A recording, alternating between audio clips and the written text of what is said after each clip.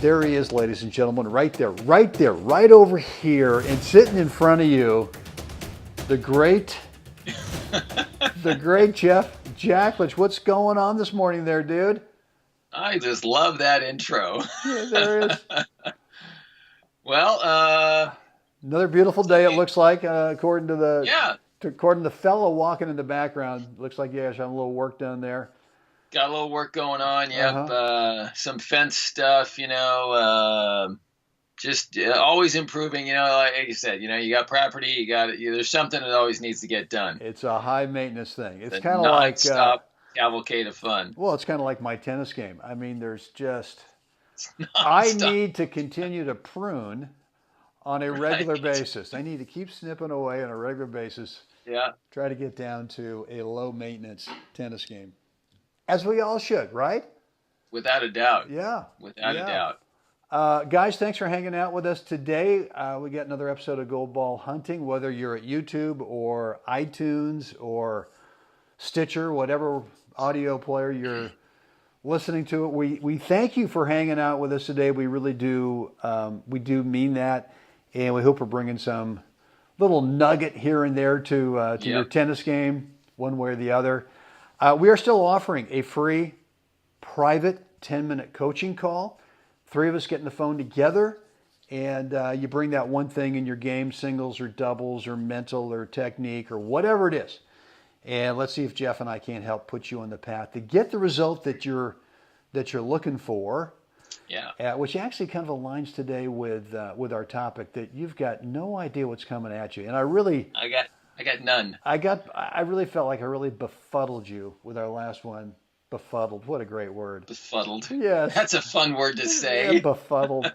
So anyway, the way to get on that 10-minute call is to go to goldballhunting.com, drop in a first name and email address, click the button, and you'll get access to our online calendar scheduler. And the other thing, guys, that you get when you get on our email list is you get this cool video that Jeff and I recorded months ago about how to help you build the foundation of confidence into your game, which is all about reducing skill level range. And real Right. quickly, right, one day we're here. We play great, man. Singles to doubles. We go home, check in with the spouse, and go, honey, God, I was the man out there today. I got this thing That was figured it. out. And they go, and the spouse goes, yeah, okay, well, that's great, honey, that's great. Next day you go out and you're not playing up here, you're down here. Yeah. You're down here. Yeah, you need group therapy, right? No, heavy. You go home and you don't say anything. And she Yeah, goes, no. and she knows what's going on. She says, Oh, or yeah. he says, well, how'd it Totally. go out there today? And God, not so good. So we play within the skill level range. One day great, one day not so great. And what Jeff and I want to help you do in this video is bring the bottom of that skill level range up to the top of your range. So every day when you go out there, you're pretty darn predictable. You know how Yep. you're going to play day in and day out. And once you establish that in your game, that's when you can start to move up towards that next rating label, whatever it is. Yeah. So we want to help you do that. Again, goldballhunting.com, first name, email address, click the button, and you'll get all this really awesome stuff.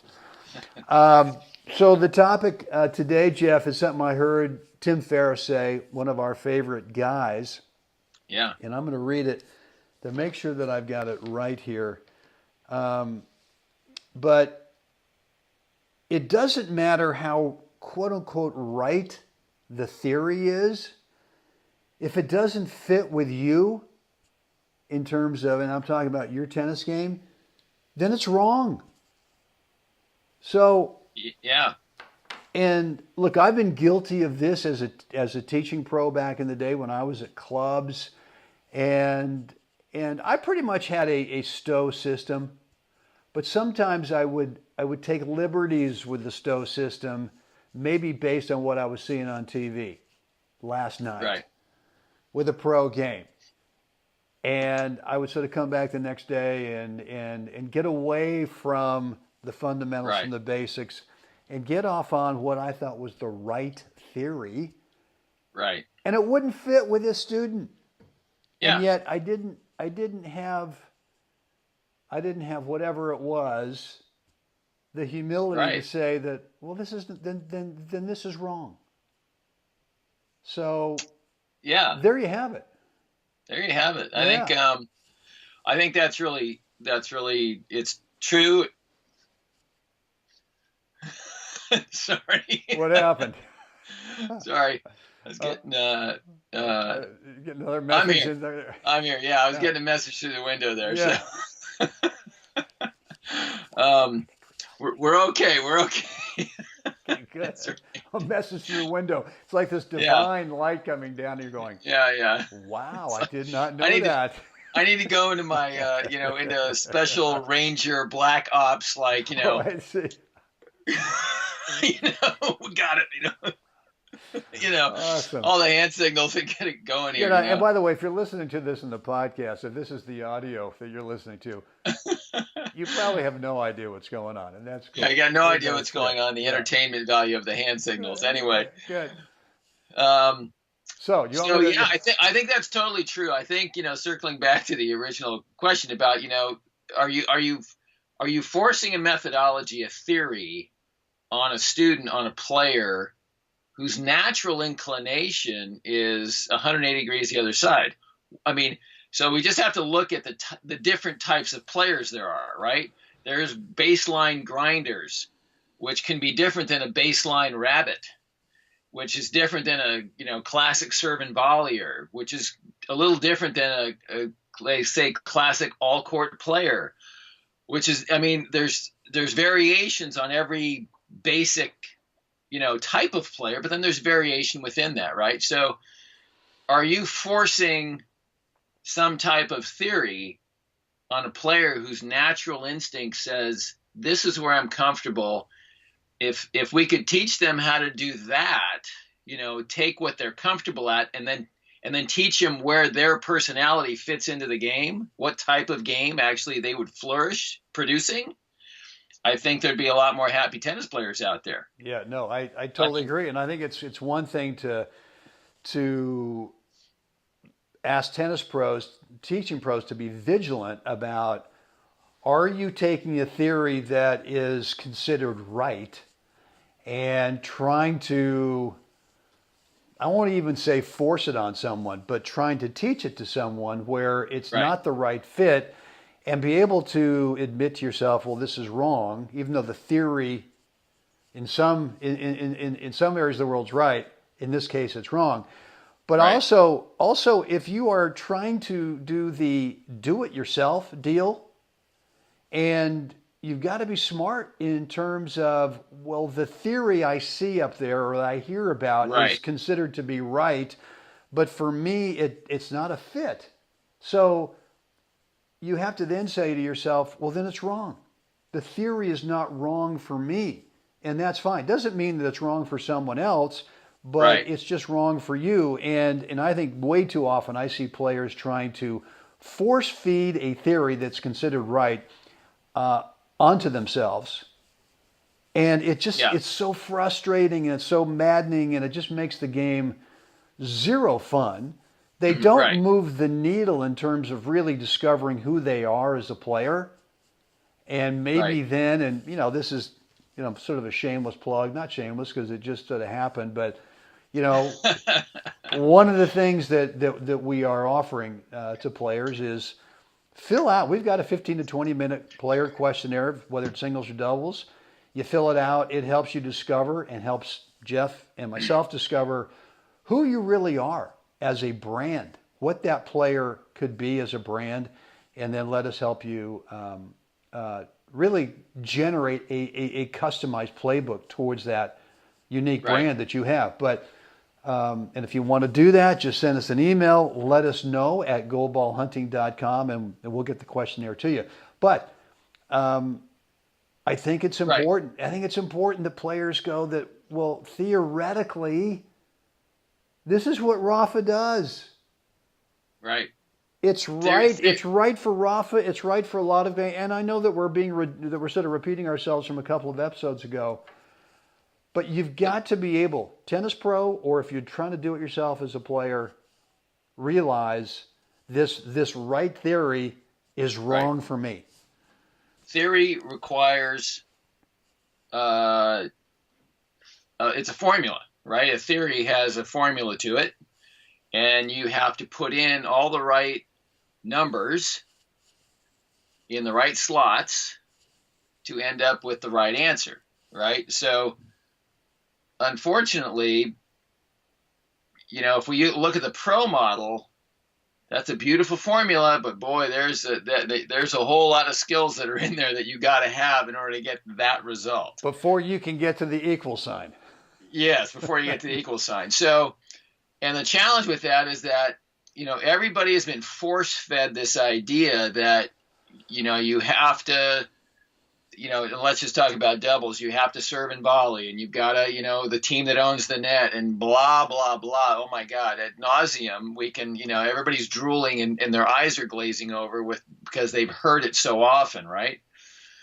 And the problem with that is that the bulk of most players don't have the full skill set to actually produce that theory. And there's nothing wrong with not having the full skill set. So what I'm getting at, and so my point here in this is, and the point is to the positive side, is that the challenge is that players are then very narrow in their understanding of the game, right? How to actually construct points in a doubles game. Let's just talk about doubles, and then how to actually produce wins in that context. So the challenge is that now I'm playing with a different partner tonight that really is not an all-court player. He's a great baseline grinder, blah, blah, blah. But I spend all night pissing and moaning in my head because my partner here just doesn't come to the net, and he just doesn't do that. He doesn't volley that great, blah, blah. So I've actually spent the whole time wasting his talents, hoping he's going to do something he's never going to do. So I'm producing shots, hoping that someone's going to be standing next to me at the net, right? And he's never there, right? Instead of me understanding my partner's skill set and how are we going to work this out? How do we use each other's skill set to the advantage that feeds each other's strength so we can get on with winning this match? And I think there's just very little of that going on out there, on the courts these days. Hey, look, the most common question that I've gotten over the years about doubles has been, "Hey, I'm trying to do this theory that I've heard is right, which is I got to get up to net, and that's how, it's all about court positioning, both of us being at net. But gosh, my partner doesn't like being at net. So how can I possibly play? How can I be involved in this?" And it's like, and I keep coming back, well, look, I can give you a strategy where the two of you, one's up, one's back, and you both feel super comfortable where you're at, and we can make this work, man. This is not a problem. This is cool. But you can't take the theory that the only way to play doubles is that both of you have to be up at net. Right. And so anyway, well, look, so what are we saying here, Jeff, is that for teaching pros, please be more aware of what type of player is standing in front of you? Yeah. Are they newbies? Even if they're newbies, athletically, look at them. How do I get this person on this path quicker by understanding their personality and understanding their natural inclinations and their natural athletic ability, and just you got to look at all that stuff. If you want if you want to first get them to stay in the game, get them having a little bit of success and doing what they're doing. But then beyond that, if you're coaching a team, that responsibility to understand, getting the team to understand, yes, Sally's a baseliner. Susie's got great volleys. Beth can do both. Sally, understand all your parts and pieces, and then start to get the team to accept the fact that so-and-so's a baseliner. When you play with her, this is the way you should here's your baseline strategy. When you two play together, you should do it this way. And it's cool. It's good. It's very fun. Cool. it's a winning strategy, It and will make your team so much more versatile yes, yes, when it comes to crunch time. yeah. No, that's good. That's good. Well, listen, guys, and if you're playing singles, too. I mean, there's a lot of different ways to play singles, and there's just not one method in terms of getting the W over and over and over again. There's lots of different ways to do it, and you got to be able to figure out who you are. What are your real Right. strengths out there, and what are your natural weaknesses that maybe at best all you can do is kind of hide them, or Yeah. sort of make them neutral. Where if it's a backhand, if you just can't figure out because you've got someone telling you, whether it's a pro or a friend or someone online that you're following and Yeah. saying, well, you've got to be able to hit a topper with this grip, and it just feels like crap. You can't get there. You don't need to do that. You could play your little floater slice backhand all day long and Yep. set it up to be able to get to your strength. I don't know. I don't know what it is, but I'm just saying that we got to be careful about theory Yeah. and considering that if theory's right, well, there's a chance for you it might be wrong, and that's cool. Yeah, yeah. I think and it also takes time to build relationships with different partners and all that to figure them out. I mean, Erica Smith and I, started playing mixed this last year, and we're still figuring stuff out. And sometimes it's in the middle of it all. It's like, Erica, tell you what, throw the serve in, and instead of serving and volleying, I want you to stay back. And I want you to wail on that first forehand that comes because she's got one of the greatest forehands on the planet. Why It's would like, you not set that thing up for every point? Because I've right, I've watched and listened to grown men start to cry when she sets up that forehand. They start to go, right. "Mommy!" Yeah. They see that thing coming. But that comes with nuance of playing and understanding what, her ability to do that then makes me look like a hero at the net, right? Yeah, So those are the subtleties of like figuring out how best to use each other's skill set that's right. to produce the win, And so Right. we came within inches of a gold ball, back down at Mission Hills this year. And so we're in the hunt for that. But that's the nuance of learning to play with a partner and understanding the skill sets and how to use them most effectively to get the win. Mine. I started playing the husband-wife national events in 2010, and for 2 years we were. I mean, we didn't win anything for 2 years. I don't even think we got to a final. I think we maybe had a couple, two or three bronzes in those 2 years. But the problem was probably me Yeah, trying to do too much. And when you have your spouse, boy, you sure have this desire right, because by 2010, I guess I'd won a couple of golds. So I'd won a doubles and a singles gold. So I tasted that that yeah, that that right, feeling, and I wanted that so bad for her, right, which really kind of made me feel like I got to play better right. than I really needed to. And it took us a couple of years of trying to figure out how do Un- we really. And here's my God, I Until mean, until Mai said, "Hey, mind your own damn business, will you? no, she just. Stay I on your side of the court." Yeah, well, I don't know. It wasn't really a moment. It was just we finally just. I think both of us were trying too hard. Yeah, Both of us were trying too hard. And look, I mean, we've been together at that point for 5 years, right? right, And played a lot of tennis in those 5 years. But really, in a competitive situation like that, hadn't really settled into here's what I do best, here's what she does best, and here's how we can blend that together. right. And it all came together in the National Grass 2012. And we beat some really good teams, which one team we'd never beaten before, and a couple of other teams I didn't think we could beat them until I went and looked at mine and said, "Wow, you're good, you're good." So, and all of that was not based on theory, right? All that was based Yeah, on on, where I would say, look, we got to get to net, we got to get to net. And sometimes I'd realize, wait a minute, you can put that backhand lob on a dime every frickin' time over there.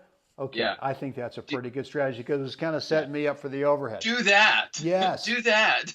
And then we started doing more I formation against the woman because we wanted the return going up the line and keeping the guy out of it. Out of it, right. Totally out of it. So during the first couple of years, we hadn't really figured this thing out. Right. So anyway, guys, thanks for hanging out with us today. Hope this gave we you didn't ramble too far off the reservation there. It's always a possibility that we'll do that, and I think we might have done a little bit today, but that's all right. So if you've still hung in with us today on this episode, well done. Thank you. We love you for doing that. Again, 10 free minute coaching call, private call, the three of us, you, me, and Jeff on the call. And we chat about the one thing that you just got to get figured out. That one thing, if you did, man. One thing. Boom, boom. Goalballhunting.com, first name, email address, click the button, and you'll get access to our online calendar where you get to cherry pick the date and time that works best for you. Jeffrey, the microphone is all yours. Like us, share us, please subscribe. Let us know what you think down below. Boom. Do it right now. Do it right now. Oh, yes. Get out there today. Get out there today, whatever day is outside for you, and help someone else have a spectacular day. Jeffrey, let's ramble some more tomorrow. I cannot wait.